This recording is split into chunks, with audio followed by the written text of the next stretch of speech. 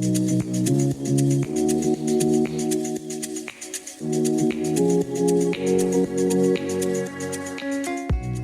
friends, Pastor Michael from Organic Church. We're excited for another season of growing together. We'd love to have you join us on Sunday mornings at 10 or Wednesday evenings at 7 for friends, family, and a whole lot of Jesus.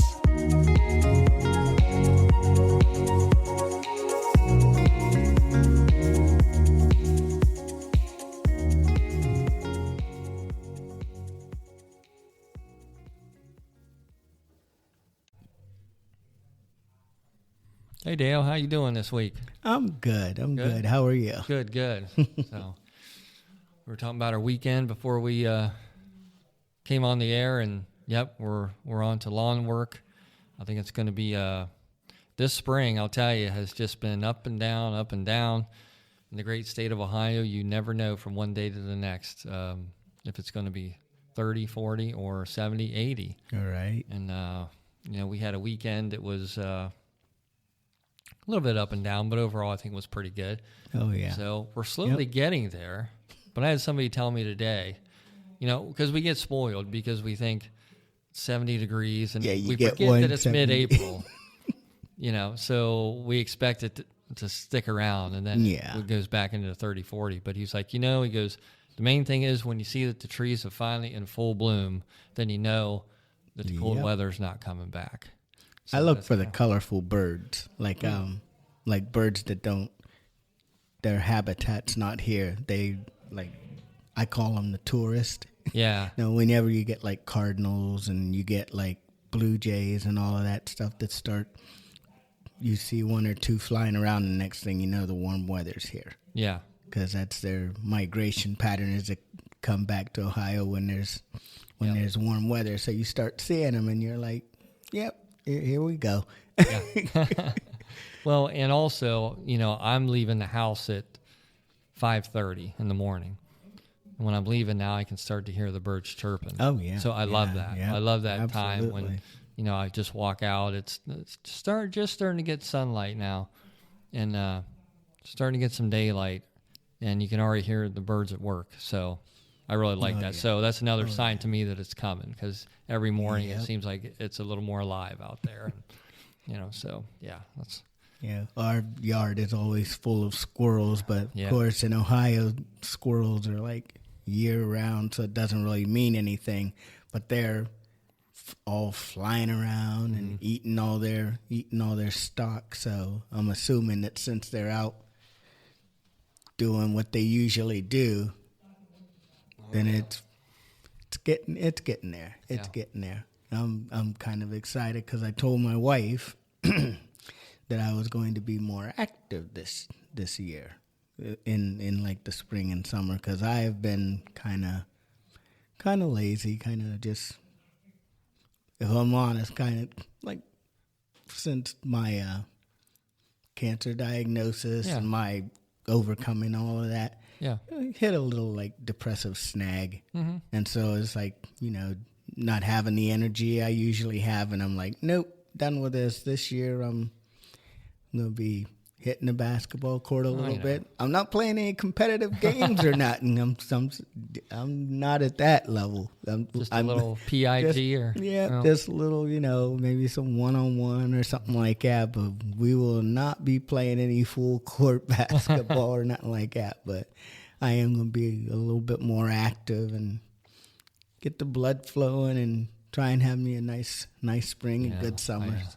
I keep telling my wife I'm going to start doing some strength training. Mm-hmm. That's what I need to do. And she's like, oh, yeah, right. She starts laughing at me.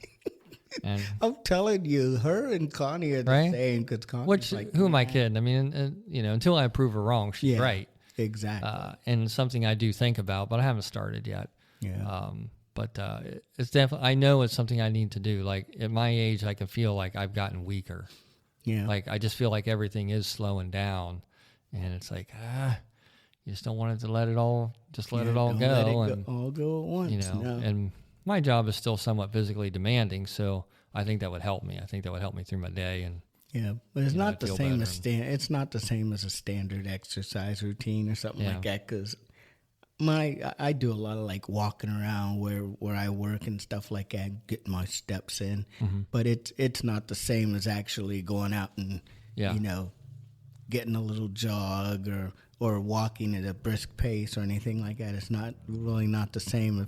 So although my work helps me out a little bit, mm-hmm. it doesn't give me what I really need. So no, that's why I said I'm just going to try and boost myself up a little bit and mm-hmm. a little bit more motivation and whatnot. See what happens. All right. Get rid of this pot belly I got. That bad boy wants to stick around. I'm too thick in the only place I don't want to be thick. All right. Well, that's why we're here. We're going to start a series through April, maybe into early May, called Spring Into Spiritual Growth. So some of the things that we're talking about right now will relate to this topic. And we're just going to have some short, meaningful conversations about if you're thinking about coming to the Lord, if you're thinking about devoting your life to Christ, if it's something, Pastor Michael had the perfect message this past week. Easter's over.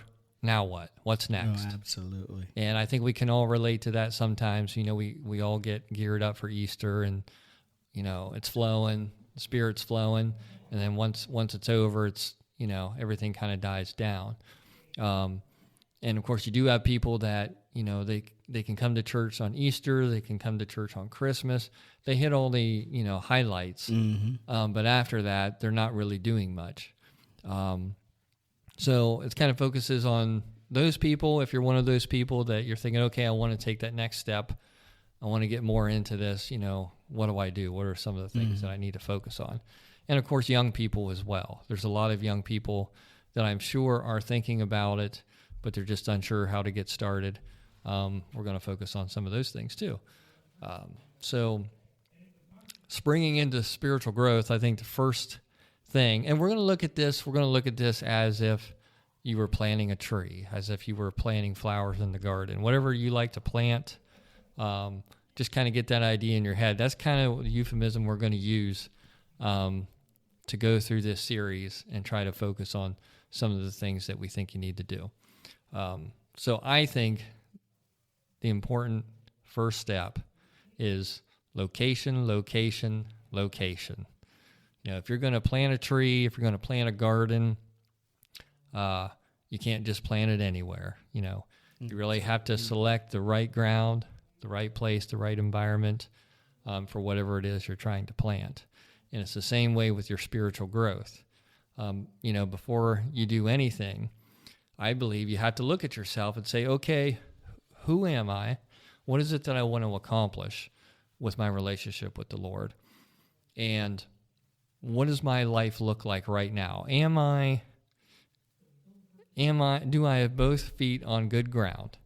Am I in a position, am I in a location in life to where I'm going to have the right influences, I'm going to have the right state of mind, and I'm not going to be surrounded by people that are going to discourage me, they're going to distract me, they're going to make me always be looking in a different direction. And I think for a lot of people that's hard because a lot of times, as you know, when you decide to give your life to Christ, that means you do have to kind of pull away from certain people, from certain locations, from an environment that perhaps you've been living in for a long time. And in order to get where you need to be, you're going to have enough focus and strength to remove yourself from that situation in order to plant your feet somewhere to where you can be, influenced by the right people. You can start to get the right inspiration and the right flow and the right communication, the right fellowship with people to where you can start to feel confident in, this is where I need to be. Oh, absolutely. But this is probably a good topic for me to learn from, especially since I decided I'm going to start a garden. Another one of those things that Connie's like, I'll believe it when I see it. But I have this plan of what I want to plant, and where I want to plant it, and what the process is I want to go through to get everything, how many of this plant do I want? How many of this? What? Because I've gone through all the Google stuff. It says, like plant this plant next to this plant because it keeps bugs away or whatever. Yeah. So in the Christian life, it is just like I'm trying to plant this garden. You have to look at yourself. It's very important to look at yourself in the mirror and be honest with yourself, because that's where the growth is going to start. You're like, okay, I've heard the message. I've heard the Easter message. Something struck me. I want to get started. I want to know Jesus. Mm-hmm. I want a deeper relationship with him. So you go out and you figure out, well, where do I need to be planted? What am I called to do? What's the calling on me? So the Bible says, faith cometh by hearing, and hearing by the word of God.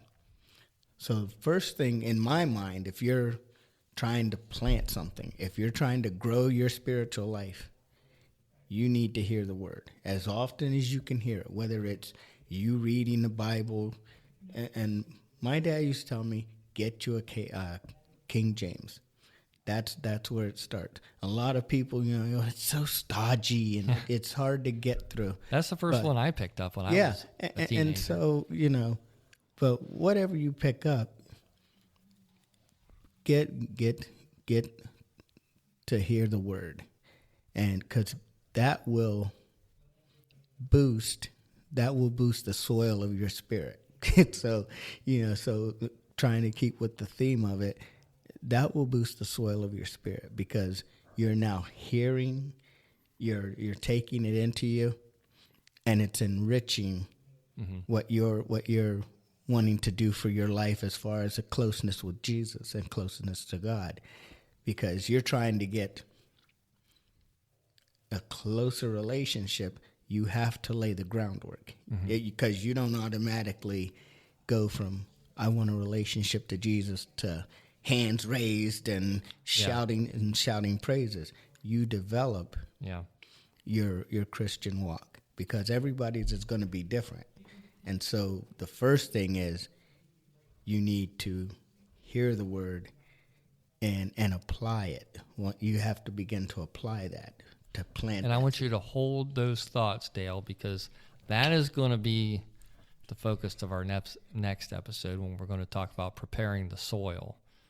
So that's going to have a lot to do with what you're talking about right now. So spoiler, folks, next episode, that's what we're really going to start talking about. But what I really wanted to focus on in this beginning episode was, like I said, look at yourself and see what you're surrounded by. If you're the type of person that has an addictive personality, if you're the type of person that says, I want to do it, but I just can't. I can't, there's just too much distraction. My friends are going to make fun of me. All of these things that if you're looking at where you're standing in life and what you're doing and who you're surrounded by, you have to make a tough decision to say, okay, if I want to change my life, I love my friends, but if I keep going out to the bars every weekend, if that's how I want to spend my life, then it's going to be impossible for me to break away and find a piece of ground of my own where I know I should set my feet to get started, to where I can focus. I don't have those distractions.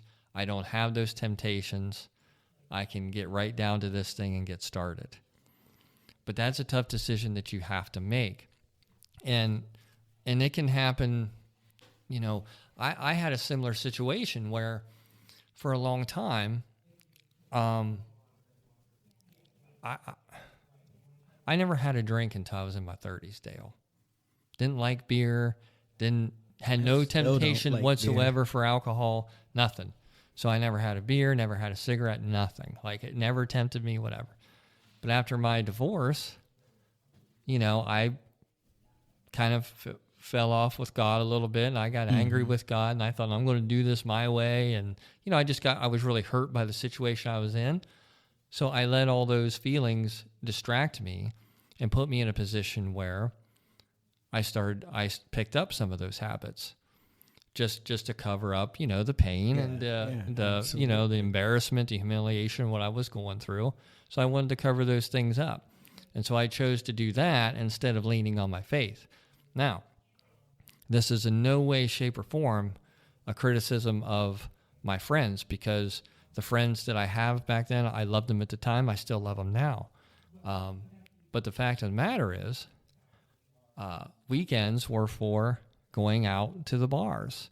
And we would do that, like Friday night, Saturday night. You'd sit around till party 10 p.m. at somebody's house drinking, having a good time, and then you would go out and go to the bars and come home like at 3 a.m. And that became like a vicious cycle. I mean, it was a crutch. It kept me from thinking about the pain that I was going through, but it was doing nothing for me. So I know what it's like to be in a stable situation and go into an unstable one. But for a lot of people, it can be the opposite, where you're in an unstable situation and you want to change. Exactly. But the fact of the matter is, you got to look your friends in the eye and say, I don't want to do this no more. Yeah. And that can be very difficult. Oh, yeah. Because you don't want to lose your friends by any means. Yeah. But you've decided that you want to move on and you want to have a relationship with Christ, and you want to start to have a more meaningful life, and you just kind of want to remove yourself from those habits that are holding you back, and you got to make that tough decision to do it. Yeah, and some people will be like, well, what's wrong with if I want to go out and party, or if I want to do that? It's a crutch to some people. It's if it holds you back from service to God, if it holds you back from being the true Christian you could be, then that's what's wrong with it. Yeah, it's a distraction to your relationship. Because there are some people who can go out, they'll go to a Super Bowl party and they'll have a drink and they'll have a sandwich and they'll cheer and root and they'll be fine. Yeah. And there are other people who that leads them down a road that they don't want to go down, because their behavior changes, their motivation changes, their relationship shifts, because your whole purpose can shift. And so sometimes you have to tell your friends, look, I'm trying to better myself. If you guys feel like you're okay with this and you can do that and not stumble, so to speak, I can't do that. So if you can't respect that, then I'm going to have to step away from you. I still love you guys, and we can hang out here and there, but I've got to take a step back from this every weekend where we're out partying, and it's tearing down my relationship. Yeah. And that's the main thing, is my relationship with Jesus, my relationship with God. So, like I said, some people can do that. They can definitely, go wild. And then there's other people that can do it, go wild, and they don't think there's anything wrong with it, because they are not digging up their soil correctly. They are placing their seeds on rocks, so to speak. But let's face it, like a lot of your friends, they can take it personal and think, what, you don't want to hang out with me anymore? You don't want to be my friend anymore? We can't hang out together. And they take it personal rather than saying like, oh, hey, this guy really wants to, he's telling me he's in a bad place. He wants to move on. He wants to improve his life. But a lot of people will take that personal, like, oh, you don't want to hang out with us anymore. Yeah. And I think a lot of times I've heard about this, like as far as athletes go, like pro athletes that deal with this kind of thing a lot, where, in the locker room type thing, where a guy can, you hang out after the game or after the show, whatever it might be, and you go do those types of things. But then you walk into that locker room, as a born again Christian, and you're like, sorry guys, I'm not going out with you anymore. Yeah. And so then all of a sudden in the locker room, you're the odd man out. And so for them, that can be a very tough thing to go through, just to try to hold on to what you're moving towards. Oh, yeah. And yet still trying to keep your friends, still trying to keep that status quo in the locker room or in that situation. Yeah. And I always feel like you have to, whenever you try to begin something, like you've decided to start your a relationship with Jesus, or you decided to exercise more, or you've decided to do whatever it is you've decided to do, you need a Silas to your Paul. You need somebody that, when all these other friends are saying whatever, and you look in the mirror, or you step on the scale, and you're like, that's not good. Yeah. And you need that person that's gonna go like, come on, let's go jogging. Let's right. You need that. You need that motivator. Yeah, you need that running partner, somebody that's going to understand what it is you're trying to achieve. You need your Apollo Creed. Exactly. Yeah. Again.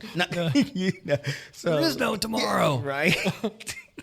Or your Yoda. Yeah. There is no try. There is no try. But you have to have somebody that's willing to go with you, and in whatever capacity, whether it's just them saying, you're doing a good thing. You're doing a good thing. You're trying to change things for the better. And if that's who you want to be, I'm with you. That might be all they need to say, is just do what you have to do. I'm with you.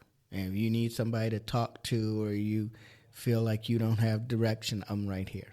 So you need to find that person. And it's not always easy, because when you step into the world is like, oh, you want to lose weight?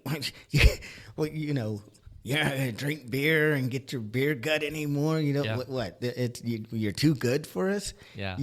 So the world is not always going to invite, praise, or they're not always going to be supportive of you. Yeah. And more often than not, they're going to say, like, and I think what's wrong with us? And I think it's harder for males. Like, women just seem to be better supporters of each other for those kinds of things, where men kind of take a personal unless they're looking at the same guy. Yeah. Then it's different. I saw him first, girl. Yeah. No. But yeah, women are much better at supporting each other than guys are. Guys are. When I was younger, I used to tell people, I said, I find it odd that every time I would go to a bar and there were guys there, you just kind of measure each other. Yeah. Just kind of look at each other like, can I take that guy? There was no hellos in it. It was just kind of, well, I couldn't take that guy if I tried. He even looks in my woman's direction. What's he always sizing each other up. Yeah, always kind of, like you said, sizing each other up. Whereas women are like, oh, girl, I'm going to the restroom. You want to come with me? I'm like, guys don't go to the bathroom in pairs or groups. We don't do that. No. but ladies, they can do that because they're supportive. They'll go to the restroom and then talk about us guys. Mm-hmm. So, as a male, it's hard to kind of get your footing and know, how do I start? So you need somebody that's willing to help you, preferably somebody who's already on the path. Yeah. Because you don't both want to be like, I'll start this with you, because then they fall, you fall. Right. So it's the blind leading the blind. So you don't want that. You want someone who has, almost a mentor type person. That's what I was going to say. Yeah. So you do that, and then you have a much better chance of having a good start to your garden, so to speak. Yep. Well, like I said, that's what it's all about is location, which will say the same about real estate. Mm-hmm. A lot of times when people will buy a house, you're not only looking at, the house that you desire, but you're looking at the surrounding neighborhood. You're scoping out the neighborhood and seeing like, okay, crime rate, all of that. You're looking at all those things, and that's kind of the way it has to be in your spiritual walk, because you have to consider all those things. And it can be, like I said, it could be a hard road for a young person that decides that, okay, it's time to put, those things behind me and start to focus on something more meaningful. And it's kind of, it's interesting to me that young people search for so much, especially in this day and age. Mm-hmm. They're always search, and most times it's a Google search. Yeah, but they are. They're always trying to. As a young person, you're trying to figure out who you are in the world, which again these days is a heck of a lot harder than it was for you and I, Dale. Oh, now it's absolutely. You're getting hit with all of these different things, and maybe that's another thing we need to talk about as far as location is, as a young person or in this age of social media, there's things that you have to decide, okay. And I think one of the biggest things is you and I can kind of be aware of how much time we waste in a day. Mm-hmm. As far as like, I waste a lot of time either being on my phone or yeah, sitting in a chair, not doing anything. We can be kind of aware of those things. But these young people, I don't think are. No, and mildly. And I want to be clear, like I'm not criticizing young people. Sometimes I think they're the victim of the world we live in. I'd be the same way if I was in their shoes now. But they don't see that they're wasting time. They don't see all the time that's going out the door, just sitting, being on their phone, watching other people do things, watching other people achieve things. And they think, well, gee, I would like to do that, but it's just too hard. Gee, I would like to, but I think I'll just keep. Well, they don't realize what they see someone else doing, and what they, the effort that other people have to put in to do what they do. They're more than capable. Oh yeah, it's just a matter of putting your best foot forward and not doom scrolling every day, because that's one thing they get caught in. It's like Roblox. Mm-hmm. I'm sorry. My daughter plays Roblox, and my stepdaughter does too. I'm trying to get her to stop doing it, but my stepdaughter just had her account hacked. I don't know how much money she had stored up in it, but it was a lot, and it's all gone. Yes, all gone. She doesn't have money, so she can't do very much. She don't. I mean, she's had this for years. She's built this up, and she's got all this invested in this game. And again, it's not like if I was a kid, if I went and bought Super Mario Brothers 2 for $50, which that was way expensive back in the day, and I remember how expensive that was. But if I bought it and I had it, it was mine. Like, nobody was going to take it unless they walk in my house and take it. Exactly. But now, I mean, you can store up all this money and all this time on these things, and somebody can just like that come in and just take it all, and it's gone. Yeah. And it just broke her heart. Like, it broke her down. And the thing is, like I said, she spends forever on that thing. Mm-hmm. And it's just, they don't realize half an hour, an hour. 4 hours. And what we don't realize, young and old, is a lot of those things don't give back.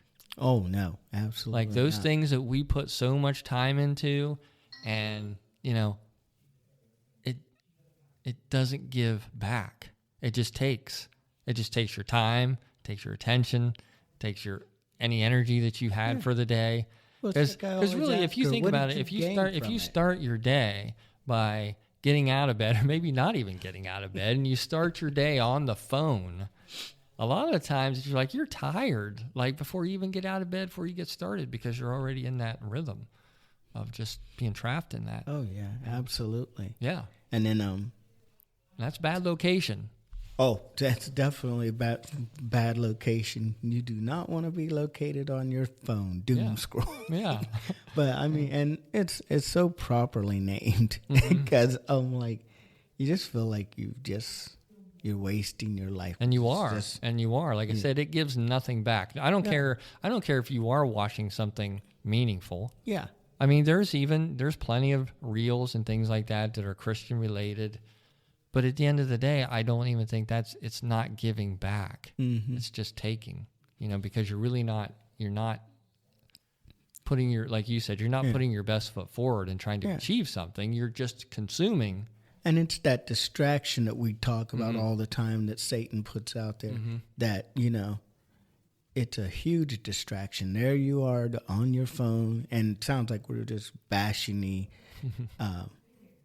T-Mobile and all these others. Hey, it goes for adults too. I mean, we're all guilty. But everybody does it. But it's like, here you are, you're on your phone, and before you know it, you've spent hours on that thing, and you've accomplished nothing.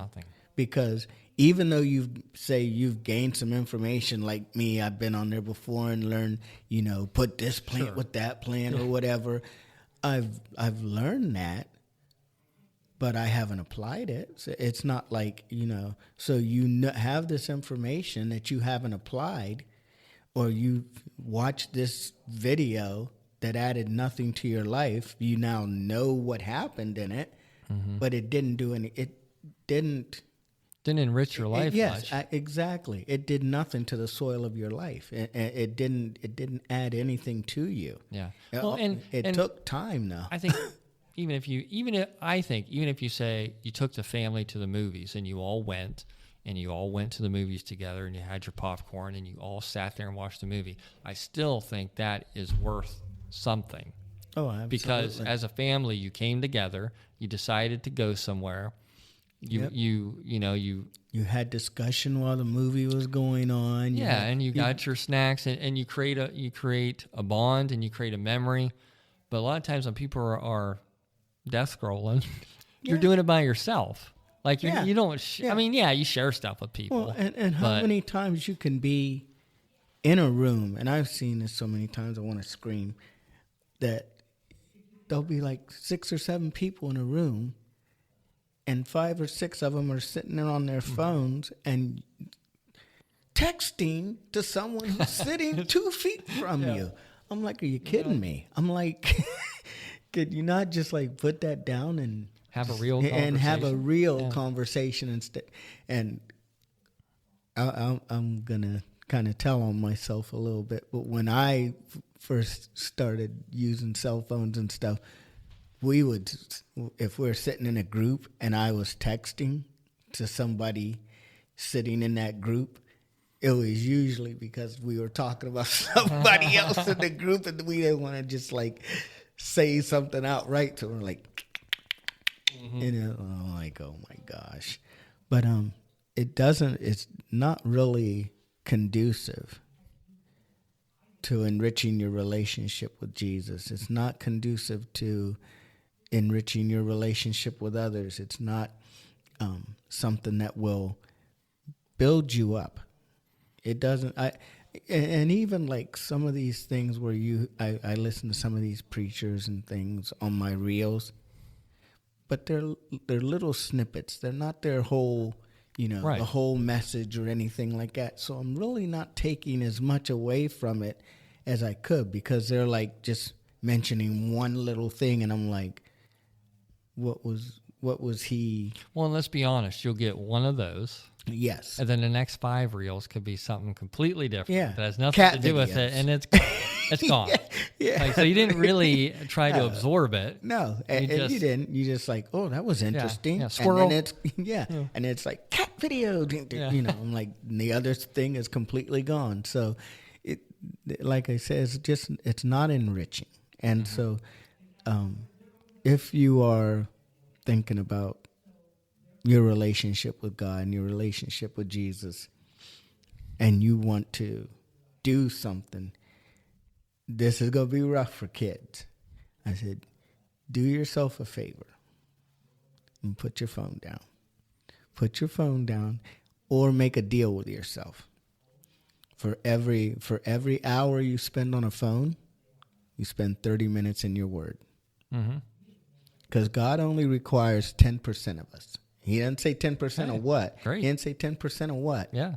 But that's 10%. In my mind, it's 10% of your time, 10% of your talent, 10% of that's what he's asking for. Because everybody doesn't have money. Right. So he's saying 10%. He's the 10% you can give him. And so if you're going to be on the phone for an hour, 30 minutes in your word. And your perspective will flip.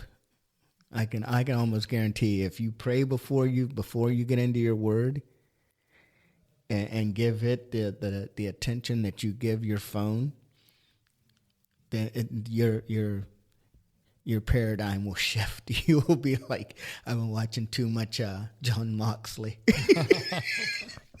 Always comes back to wrestling. Hey, but that's okay. But you will have a shift in your mentality, because if you're praying to him, it's like, God, give me wisdom as I read this, and reveal yourself to me while I'm in your word, and keep me prayerful, and all these things before you get into it, and you're committed to it like you are that phone. You first thing in the morning you're in it. If you put that commitment into the word, pretty soon it's going to be an hour of the word and 30 minutes on your phone. It will flip, and you'll be surprised, because there'll be one day when you're like, your phone is like a secondary thing. You don't need it as much as you thought you did. And it'll go back to being what a phone is actually supposed to be. It's just like you just be texting people or calling people here and there. But it's all about a commitment to enrich yourself through Jesus Christ. Well, and this is what the Lord himself says about it. He said, therefore, everyone who hears these words of mine and puts them into practice is like a wise man who built his house on the rock. The rain came down, the streams rose, and the winds blew and bare against that house, yet it did not fall, because it had its foundation on the rock. But everyone who hears these words of mine and does not put them into practice is like a foolish man who built his house on sand. The rain came down, the streams rose, and the winds blew and beat against that house, and it fell with a great crash. So that's not talking about planning. It's talking about building a house, but same theory here. Principle. Foundation, location. Yep. Yeah. We want to be located on the rock and not the sand. So, it's just we have to consider where we want to go with our Christian walk. And for anyone who wanted to, I'm sorry, not to interrupt you, but for anyone who wanted to know where I pulled that from, that was Matthew 7:24. Yeah, try leading in with that. Well, I know. As I was reading, I'm like, oh, yeah, I didn't tell him where it's at, so I better go back and fix that. Well, I was trying to give them their homework, and then I thought, well, maybe I'm being too hard on them. Maybe I better leave. No, let them work for it. Let them work for it. You guys, dig in. We don't always have to give you chapter and verse. You guys get in there and find it. All they got to do, Dale, is speak it into the phone, and AI will probably bring it up. But no, don't do that. No cheating. No cheating. No Googling. Just dig in there and find it for yourself. But with Easter being over and everything, we just have to have a commitment. Have a commitment to what you want to accomplish this year, what you want to accomplish, knowing what you know about the season, knowing that he gave his all for you. And you're like, I recognize that, I believe that, because those are the building blocks. That's going to be your foundation right there. That's going to be your cornerstone. Those are your building blocks. I believe that he died on the cross for me and rose again. And that's important, because most people are like, he died on the cross, but he rose again. And so those are the building blocks. Yes, I believe he died. I believe he rose. I believe that because he rose, death, hell, and the grave have no power over me. And so with that, I can move forward And now from there, what do I want my relationship with him to look like? Yeah, and we did an episode a while back, which I think this was before you joined us, Dale, but it was called, what's the difference between good advice and spiritual advice? A lot of people can give you good advice, which is fine to take, which is fine to use. Mm-hmm. But spiritual advice, like you said, when you're talking about Jesus Christ being your Lord and Savior, that he died and rose again, that's the spiritual advice. That's the spiritual wisdom that has to be the building blocks of your faith. Oh, yeah. Like if you don't believe that, if you don't truly believe that, then you can't start anything else. Like it has to start there. And then everything else, that's your location, that's your foundation, and everything else comes off of that. Yeah, your tree is going to wither right away if that's not not what it's rooted in. Yeah, because you can, like I said, you can get into a lot of self-help. You can have a lot of friends try to give you, quote, good advice. You can look into other religions to try to get some wisdom from it, but until you believe that Christ is your Lord and Savior, that he rose from the dead. Yeah, and all good advice isn't good for you. Right, no. Just because it sounds good, because it might... It's like, it makes sense, but... It's putting your finger in the dam for a while. Yeah. Yeah. A lot of well-meaning things sometimes are not long-term and should not be long-term investments. Exactly. Yeah. So it's just, you have to... That has to be your first set of blocks, as you said right there. That has to be, where you're going to decide you're going to put your garden. For some odd reason. It's like snapping Legos. Yeah, whatever it takes. You like to build Legos, same thing. Use that. It doesn't matter what you use, whether it's gardening, building a house, Legos. Yeah. It's just that gardening is kind of the easy go-to. Yeah. Well, it's that time of year. Yep. Plus it has to do a little bit with nature, and God is a natural being, so... Well, it's like the peach trees I tried to plant. I only have 2 left, but it's the 2 that were probably in the best location. The other 2, I kind of put them down the hill a little bit, and guess what? Water came down. There was a little too much water built up. It just didn't maintain good soil, and it wasn't quite maintaining good sunlight. So all those things, they just weren't in the right place, so they suffered. So eventually I just took them out because I'm just mowing around them, and they're not really producing. They're not flourishing. And the other 2, it's like I'm waiting to see just how good they'll be. Hopefully they will be good. But just those critical things can make all the difference. Oh yeah, absolutely. Oh, okay. But we have to be determined. I keep saying we, but we do as Christians and as followers and believers. Once you decide to put your feet in the direction and you've chosen what you want to do and how you want, as I said, how you want your relationship with Jesus to look, you have to maintain your commitment. You have to water your soil. You have to tend it, and weeds need to be uprooted. And whether that's friends, behaviors, thoughts, personal thoughts, because we can get down on ourselves. And weeds don't pop up just one time. No. And if you clean them up, then they're gone. They return very quickly. You know all about that, don't you? So, it's just not a one-time it's a repeat. And the Bible even says, die to your sins daily. Yeah. So it's an ongoing thing where you have to be mindful and dutiful, as you have to be. If you're going to be a gardener of your relationship, you don't just go out there once and say, God, I went to the soup kitchen today and I think that's good enough. Right. That's not it. Yeah. You every aspect of your life you have to constantly examine. And God, if I've done anything today that was not pleasing to you or of you, I pray forgiveness for it. And you just have to be dedicated to your relationship with him as you know it, as God reveals it to you, because you're the only one that can really take care of your garden as far as your relationship with Jesus goes. You're the only one that can do it, because everybody else is just going to come down and look at it. They're like, oh, you got a nice set of, you got a nice set of morals going on there. I like that. You know?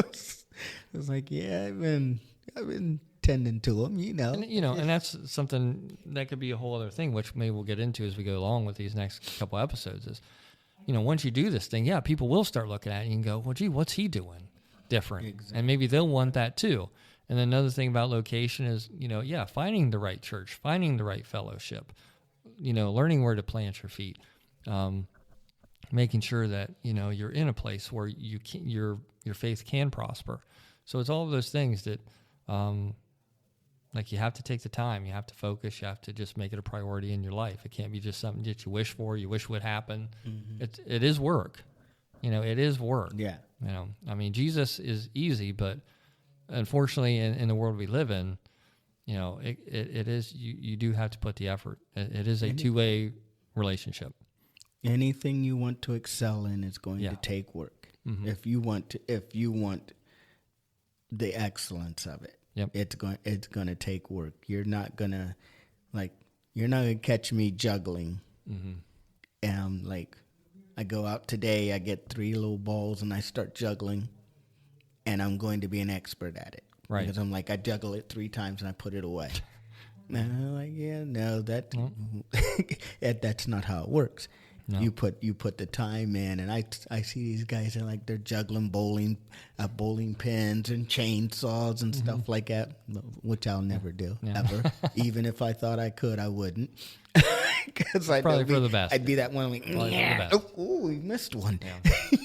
But anything that you're trying to do, especially in the world of Jesus and God, it's going to be difficult because you're going to have naysayers come out of the woodwork. You're going to have people who are like, well, you're high and mighty, or you're going to hit obstacles you will not believe, personal obstacles, physical obstacles, because there's one person in this world that doesn't want to see you flourish in the kingdom. Yeah. And he's going to throw everything he can at you. So once you start to experience any type of, change, or you look like you are planning to start your garden, he's going to start planting his weeds. Yep. So that's why you have to tend your garden every day. You have to, every hour, every moment, because as soon as you pluck one up, another one is right there. Yes, sir. Like that mythical beast, that Hydra or whatever. You cut one head off and 2 of them grow back. Absolutely. All right. Yep. So that'll do it for tonight. The next episode we're going to bring to you is preparing the soil. Once you found your location, then we're going to start working on the soil. So we'll get into that conversation next time. And hope you all have a great week. And we'll see you soon. And I'll pray us out, Dale. All right.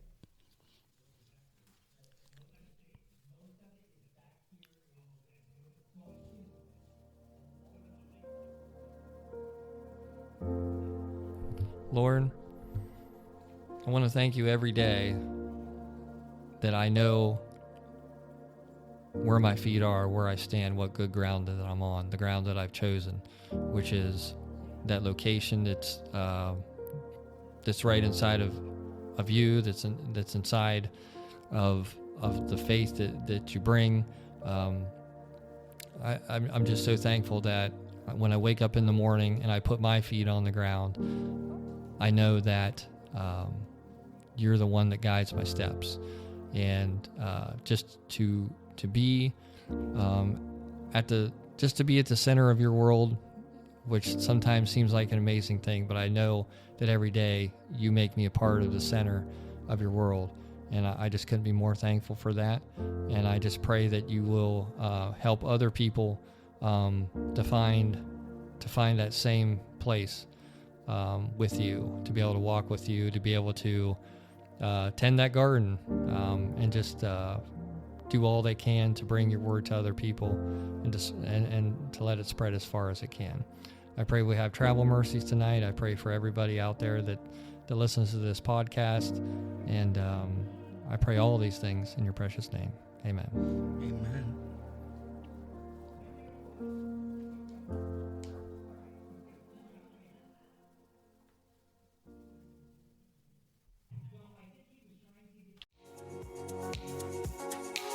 Hey friends, Pastor Michael again. If you've enjoyed this podcast, you should consider joining us on Sunday mornings. Our address is 1943 North Water Street Extension in Yorksville. We'd love to have you join us for an in-person service.